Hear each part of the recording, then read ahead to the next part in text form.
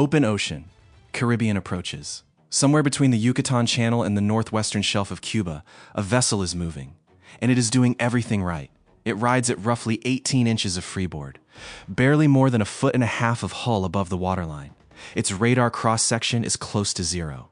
To a surface search radar sweeping from 100 miles out, it looks like a whitecap. It crawls at 7 knots, slow enough that propeller cavitation stays below most detection thresholds. The diesel engine only runs during a rain squall, masking the exhaust plume and cloud cover. Whoever built this boat understood signature management the way a pilot understands instrument flying. Every variable controlled, every emission suppressed. This is a hypothetical scenario built from real capabilities for education and entertainment. But every system and tactic you're about to see is drawn from documented doctrine. What the boat's crew doesn't know is that a P-8A Poseidon is already working a search box 40,000 feet above them. And the Poseidon doesn't care about radar cross-section. Not even a little. Here's the question worth sitting with for the next 14 minutes. If a vessel produces almost no radar return, almost no visual signature, and times its diesel runs to weather, what does it actually take to find it? The answer reframes how you think about the ocean as a battlefield. Some context. The Pentagon has, according to open source reporting from mid-2025, been methodically placing assets in and around the Caribbean.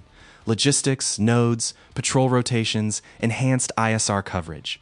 The stated framing is counter-narcotics and strategic posture. The practical effect is that the airspace and sea lanes off Cuba are no longer as unwatched as they once were. Into this environment runs a low-profile vessel. The technical term in Coast Guard and Navy circles is LPV. What most people call a Narco-Sub is usually not a true submarine. It doesn't dive. No ballast tanks, no periscope, no torpedo room. What it has is a hull designed to present almost nothing above the waterline. Fiberglass or wood construction, painted ocean gray or blue. A diesel engine that runs submerged exhaust through a water-cooled muffler. A crew of 4, a cargo of several tons of cocaine, and a route that has been scouted, timed, and refined over multiple successful runs. The economics are straightforward.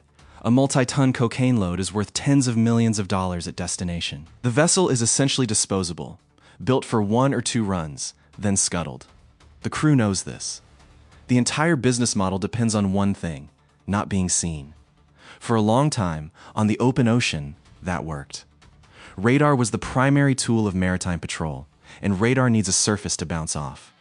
With 18 inches of freeboard and a fiberglass hull, there was almost nothing to bounce off. The ocean itself produced better returns. What's most surprising about the modern interdiction problem isn't the sophistication of the vessels. It's how simple the physics of detection actually are once you stop relying on radar.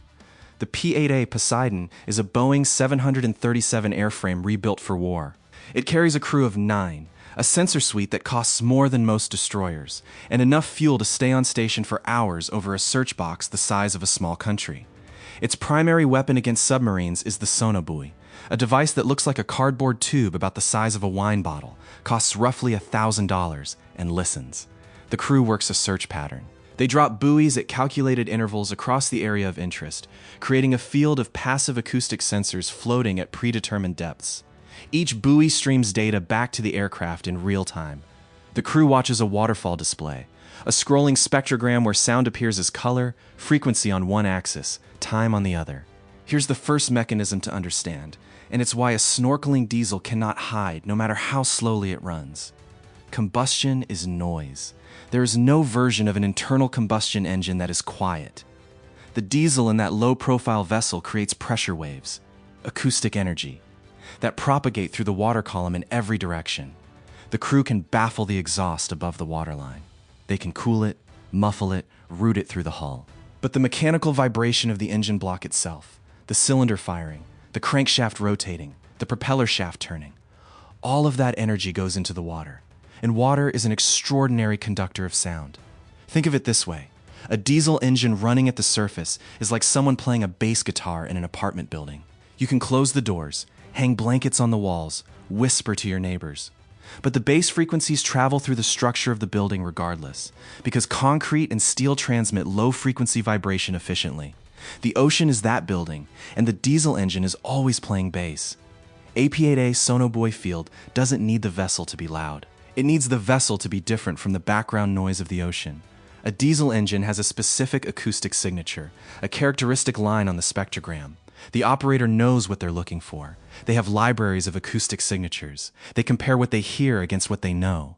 The vessel is running its diesel through a squall. The crew thinks the rain noise masks them. It doesn't. Rain creates broadband noise, a wash of white across the spectrum. The diesel engine creates a narrow band tonal line at a specific frequency. On the waterfall display, rain looks like static. The diesel looks like a wire. You can pull a wire out of static. The Poseidon's acoustic processing software does it automatically, flagging the contact and tagging it for the crew. Contact. 7 knots. Bearing 275. Distance from the nearest sonobuoy. Approximately 6 nautical miles. The crew now has a rough position. But rough isn't good enough for a fix. They need to triangulate. Get the same contact on multiple buoys with enough angular separation to narrow the position cone. This takes time. The vessel is still moving. The math is running. A second problem enters the picture. The squall the crew thought was covering them is actually moving. A fast-moving cell, tracking northeast, about, to open a gap in the overcast directly above the search area. The Poseidon crew has maybe 12 minutes before the contact passes under the clear patch.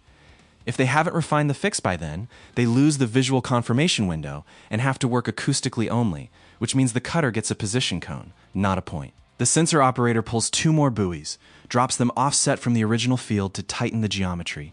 One is a DICASS, a directional active sonobuoy. They ping it once, just once, aimed down the bearing line. The return comes back in 4 seconds, hard contact, not biologics, not wreckage. A hull. Moving. Fix refined. The position cone collapses to a circle less than 2 nautical miles across. Now the Poseidon's electro-optical turret comes into the equation, and this is the second mechanism worth understanding. The vessel's hull is in the water. Most of it is below the waterline. The 18 inches of freeboard that make it nearly invisible to radar also mean the engine and cargo and fuel are all wrapped in a fiberglass shell sitting in the ocean at ambient temperature. But the diesel engine generates heat. That heat conducts through the hull and into the surrounding water. The vessel is a thermal source moving through a thermally neutral medium. Here's the analogy. Imagine dragging a warm iron across a cold granite countertop. The iron might be hard to see if it's painted the same color as the stone, but the heat it leaves behind, the thermal wake, glows in infrared.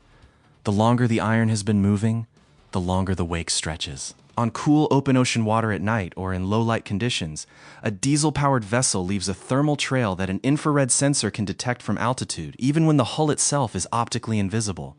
The P-8A's electro-optical turret slews to the refined position. The operator switches to flyer, forward-looking infrared. The ocean surface appears as a monochrome image. Cold water is dark. Slightly warmer water is lighter. And there, running northwest at 7 knots, faint but unambiguous, is a thermal smear.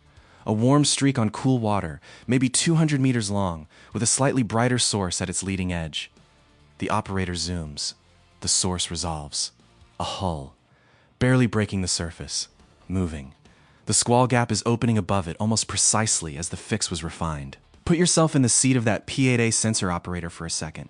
You've been staring at an ocean spectrogram for 2 hours. You dropped 14 sonobuoys. You got a faint line on the waterfall, refined it with a single active ping, slewed the turret, switched to flyer, and now you're watching something that looks almost like a dark shadow with a warm smear trailing behind it, moving steadily through an open patch of ocean. You know what it is, and you know what it's carrying. The crew calls the contact. Time from first acoustic detection to confirmed electro-optical fix, 23 minutes.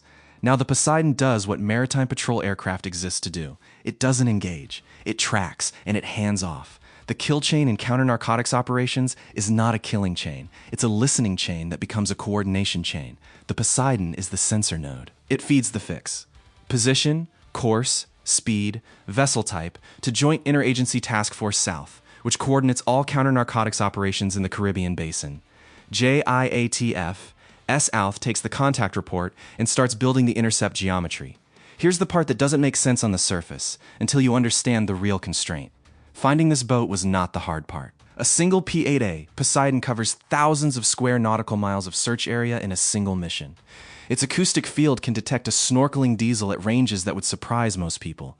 Its F-Flyer turret can pick a thermal wake off cool water from altitude.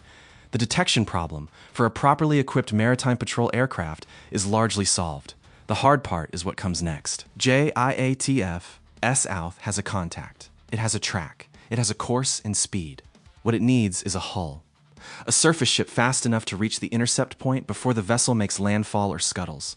And in the Caribbean, on any given day, the number of U.S. Coast Guard cutters available for immediate intercept is finite, and often not enough. The cutter that gets the tasking might be 4 hours away. The vessel makes landfall in 6. The math works, barely. But on a different day, with a different patrol schedule, it might not. The bottleneck in Caribbean drug interdiction is not intelligence, and it is not sensor technology. It hasn't been for years. It is hulls. Surface ships. The Coast Guard runs one of the most advanced maritime intelligence systems in the world, and it is perpetually constrained by the number of ships available to act on the intelligence it generates.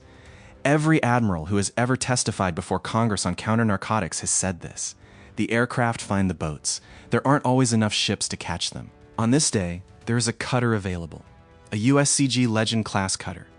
418 feet, 28 knots maximum speed, an MH-65 Dolphin helicopter on the flight deck, and a law enforcement team ready to go. It receives the track. It turns northwest. It pushes to flank speed. The Poseidon maintains surveillance overhead, updating the track every few minutes. The vessel has not altered course. It doesn't know it's been fixed. It's still running its diesel through the remnants of the squall, still creeping at 7 knots, still presenting nearly nothing to the world above the waterline. The cutter closes the distance.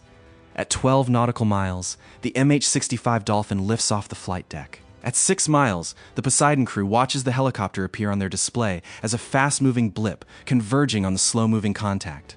The vessel's crew sees the helicopter before the cutter is over the horizon. This is always the moment. Some boats accelerate and run. Some scuttle. Some heave to. This one accelerates. The diesel goes from idle to full throttle. 7 knots becomes 9, then 11. The thermal wake blooms on the flyer display. The engine is working hard, and the heat signature is dramatically clearer at full power. It doesn't matter. 11 knots is not faster than a helicopter. The MH-65 is overhead in minutes. The crew of the vessel is on the deck, hands visible. The cutter arrives 17 minutes later. Law enforcement team over the side. The vessel is seized. The cargo is documented. The crew is detained. The vessel itself, fiberglass, disposable, built for this and nothing else, is photographed, sampled, and eventually scuttled by the boarding team under standard maritime procedure. What does it add up to? A $1,000 Sonobuoy field finds a multi-ton cocaine load worth tens of millions at destination. The asymmetry runs one direction. The cost of detection is trivial compared to the value of what's detected. One detail that stuck with me when going through the doctrine on this: the vessel that's hardest to catch isn't always the one that's best hidden. It's the one that gets fixed when no cutter is within intercept range. The intelligence picture on Caribbean narco-trafficking is dense and detailed. Operators know the routes, the timing windows, the seasonal patterns. What they can't always control is the gap between a confirmed fix and an available hull. Some loads get through not because the sensor failed, but because the response chain had a break in it. That's the honest picture. The P-8A Poseidon records the acoustic signature of every contact it works. The signature goes into a library. Analysts compare it against previous contacts. If this vessel, or one with a similar engine and propeller configuration, runs again, the match probability goes up. The ocean remembers every engine that ever ran in it, if you're listening carefully enough. One final technical point, and it applies well beyond narco-trafficking. Passive acoustic detection is widely misunderstood outside the community. The ocean is not silent. It is full of noise: biologics, shipping lanes, thermal layers, seismic activity. The challenge is not sensitivity. Modern sonobuoys are extraordinarily sensitive. The challenge is discrimination, pulling a specific signal out of a complex acoustic environment. What makes the diesel engine on a low-profile vessel detectable is not that it's loud, it's that it's structured. Combustion has a rhythm. Cylinder firing has a pattern. That pattern repeats at a frequency set by engine RPM. On a waterfall display, it appears as a persistent line at a stable frequency, what acoustic operators call a tonal. The ocean does not produce tonals naturally. When you see a tonal on the waterfall, something mechanical made it. You can engineer your hull to have no radar cross-section. You can time your diesel runs to weather. You can paint your boat the color of the sea. But you cannot make your engine not sound like an engine. The physics of combustion will always produce that tonal, and as long as that tonal exists, a passive acoustic field will find it. The lesson that holds at every scale, from narco-interdiction to anti-submarine warfare, is this. On the open ocean, the side that hears first owns the water. Not the side with the biggest radar, not the side with the fastest ships, the side that listens best. Detection is not the last step in the kill chain. It is the kill chain. Everything after it, the cutter, the helicopter, the boarding team, is execution. The decision was made when the tonal appeared on the waterfall display. That's the doctrine. That's the physics. And that's why a $1,000 sonobuoy and a sensor operator who knows what they're looking at is worth more in many scenarios than hardware 10,000 times more expensive. One question before you go. The real constraint here is hulls. Surface ships available for intercept. The sensor technology is mature. The intelligence picture is detailed. Do you think the answer is more ships, or is there a smarter way to close the gap between detection and interception? Drop your answer in the comments. We read all of them. If this kind of capability breakdown is what you're here for, the next one goes deeper into how the US Navy's acoustic libraries work and what happens when those signatures show up somewhere unexpected. Subscribe and you'll see it the moment it drops.